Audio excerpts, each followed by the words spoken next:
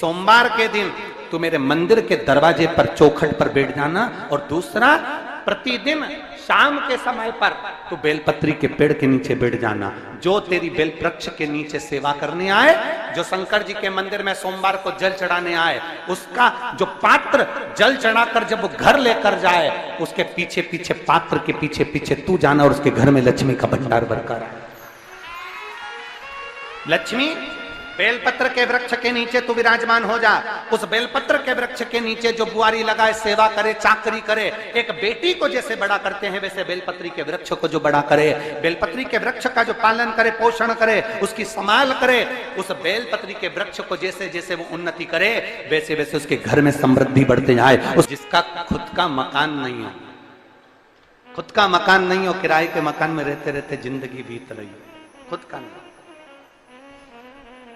और बहुत दुख का जीवन चल रहा हो, बहुत कष्ट का जीवन, बहुत अपना खुद का कोई मकान नहीं, मान लो प्लाट है पर मकान बन नहीं रहा, या कोई प्रॉपर्टी अपनी नहीं बन रही, तो हम इस व्यासपीठ से कहना चाहेंगे कि एक प्रयोग अवश्य करिएगा, एक प्रयोग अवश्य करिए।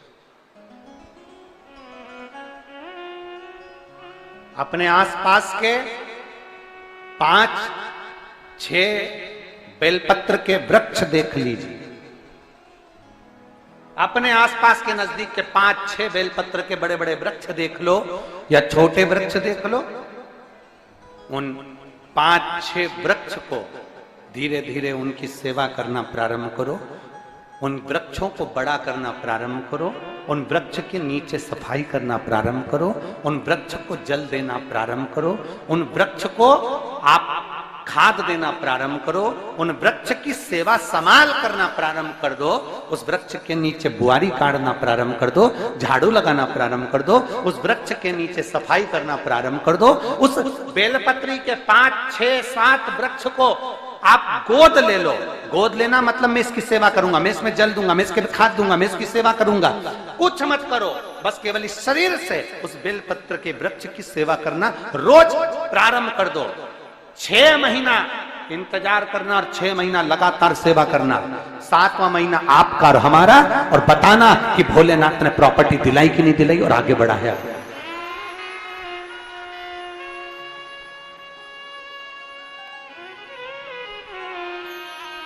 एक बेलपत्र का वृक्ष जिसके नीचे माता लक्ष्मी विराजमान होती है, एक बेलपत्र के वृक्ष के नीचे लक्ष्मी रहती है। दुनिया के लोग कहते हैं लक्ष्मी जी का दिन कौन सा है, बोलो जम के जल्दी से। शुक्रवार। दुनिया के लोग कहते हैं लक्ष्मी जी का दिन शुक्रवार है, पर माता लक्ष्मी से पूछा जाए कि तुम्हारी माता ख्याति देवी नारायण भगवान के साथ तुम्हारी शादी नहीं कर रही थी, शंकर को लक्ष्मी दे रही थी, तब तुमने भगवान शंकर से विनती करी, भोले बाबा मैं नारायण से प्रेम करती हूँ, भगवान नारायण से मेरा विवाह हो। तो माता ख्याति देवी से शंकर भगवान ने विनय कर कर कहा कि लक्ष्मी जी का विवाह नारायण के साथ कर दिया जाए। भगवान नारायण के साथ जब लक्ष्मी जी का विवाह हो गया, तब लक्ष्मी जी हाथ जोड़कर बोलती हैं, बाबा मेरा विवाह नारायण के साथ हो गया, पर मैं आपके चरणों की सेवा करना चाहती हूँ, बाबा आप कृपा करिए कि मैं क्या करूं आपके लिए। शंकर भगवान कहते हैं, लक्ष्मी बस 2 चीजें कर दे, एक सोमवार के दिन तू मेरे मंदिर के दरवाजे पर चौखट पर बैठ जाना, और दूसरा प्रतिदिन शाम के समय पर तू बेलपत्री के पेड़ के नीचे बैठ जाना।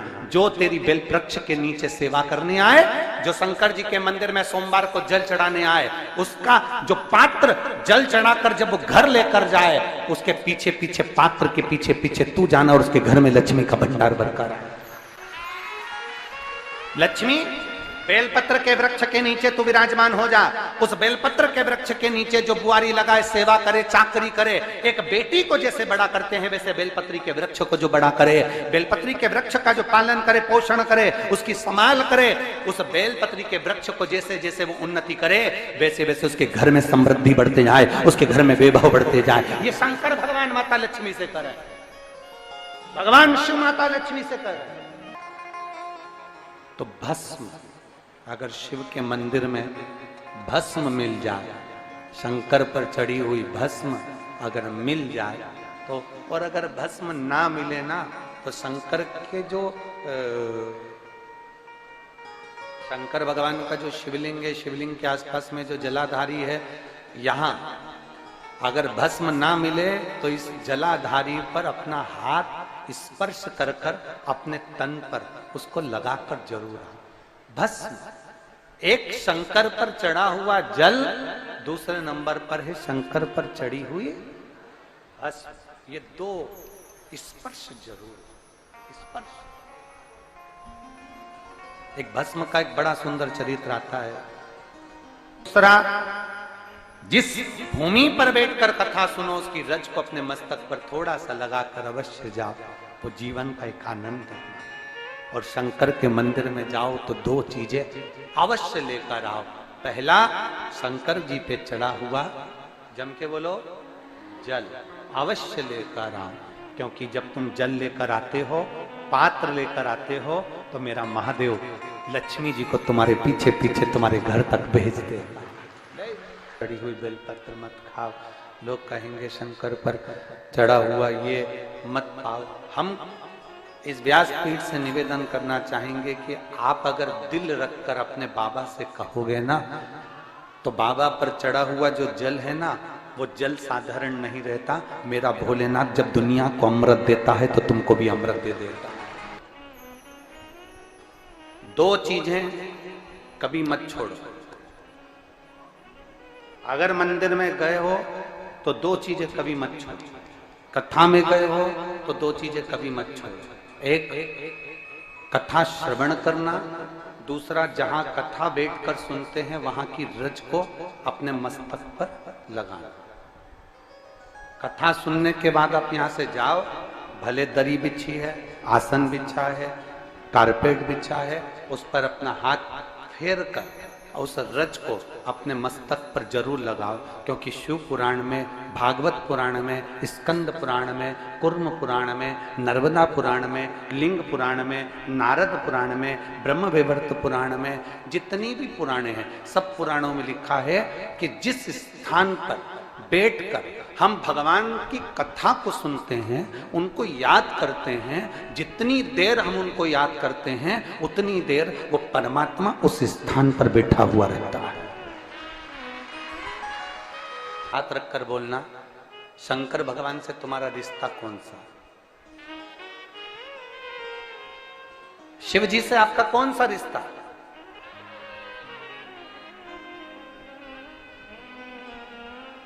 शंकर भगवान को आप क्या मानते हो? हमने आपको एक संबंध बताया था कि सीहोर कुबेरेश्वर धाम आपका मायका है, तो हम आपके भाई हैं, तो शंकर भगवान आपके पिता हैं, आपके बाप हैं, आपका बाबा है, आपका दादा है।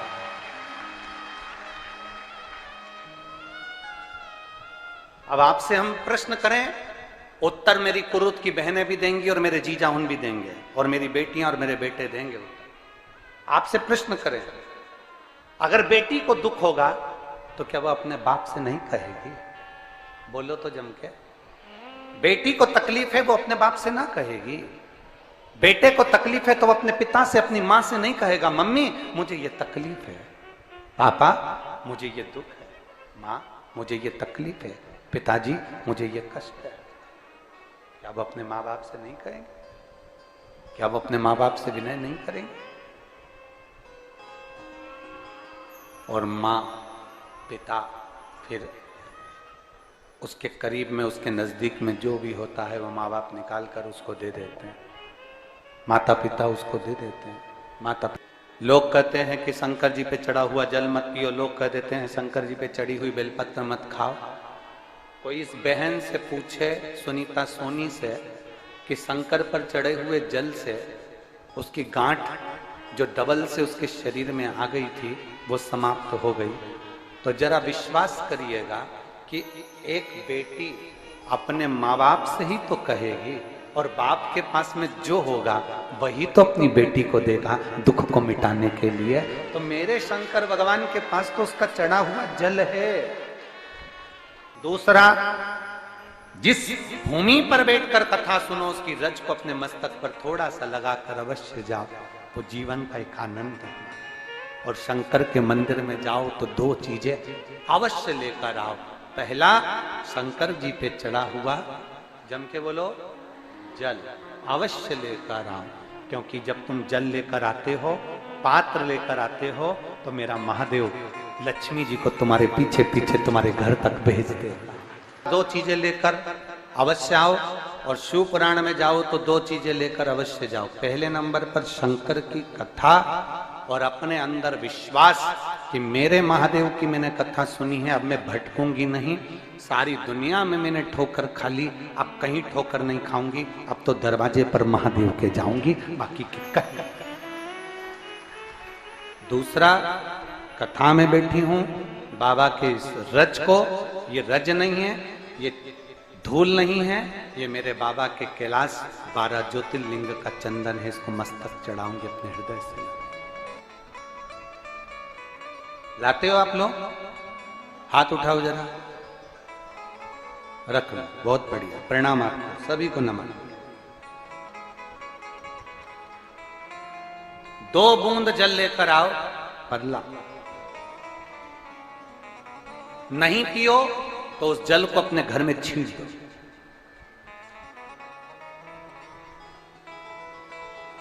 नहीं पी सकते, उस जल को छींट दो। सारे घर के लोग नहीं पी रहे, उस जल को मटके में डाल दो, हंडे में डाल दो। 2 बूंद जल हंडे में डाला, सब पी गई। आपको अलग अलग किसी को देने की जरूरत नहीं पड़ी, किसी को नहीं। हंडे में डाल दो, मटके में डाल दो, सब उस पानी को पीना रात।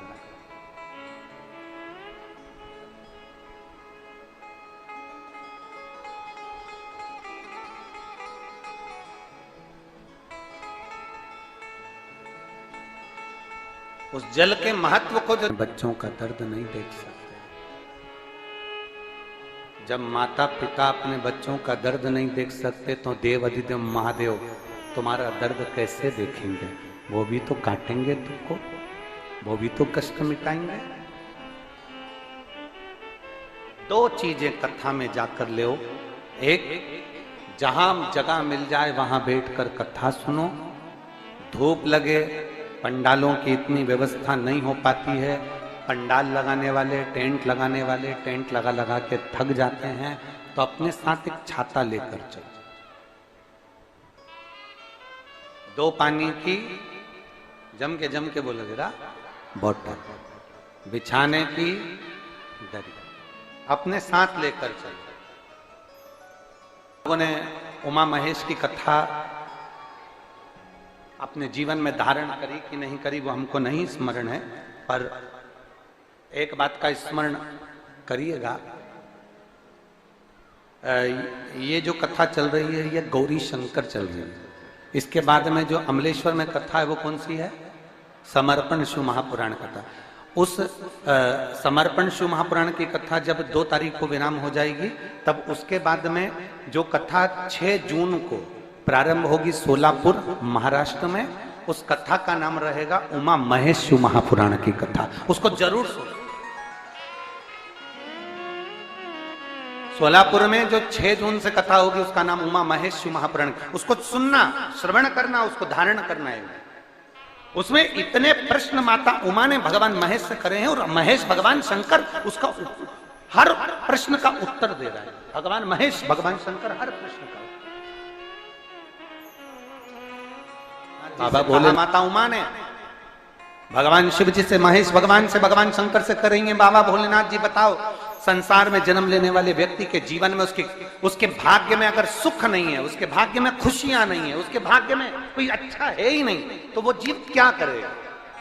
वो जीव क्या करेगा?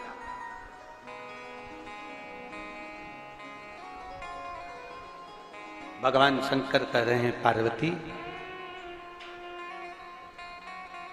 संसार में जन्म लेने वाला मनुष्य अगर उसके भाग्य में सुख नहीं, उसके भाग्य में अगर खुशियां नहीं है, उसके भाग्य में अगर सुख नहीं है, उसके भाग्य में अगर अच्छा नहीं है, पत्रिका दिखा ली सुख नहीं है, कार्य कर कर देख लिया सुख नहीं है, तकलीफ उसकी जिंदगी में चल ही चल रही है, तो भगवान शंकर कहते हैं, भगवान महेश कहते हैं, उमा, उस मनुष्य को दूसरे का अच्छा करना प्रारंभ कर देना चाहिए, तो उसकी अच्छाई अपने आप सामने आना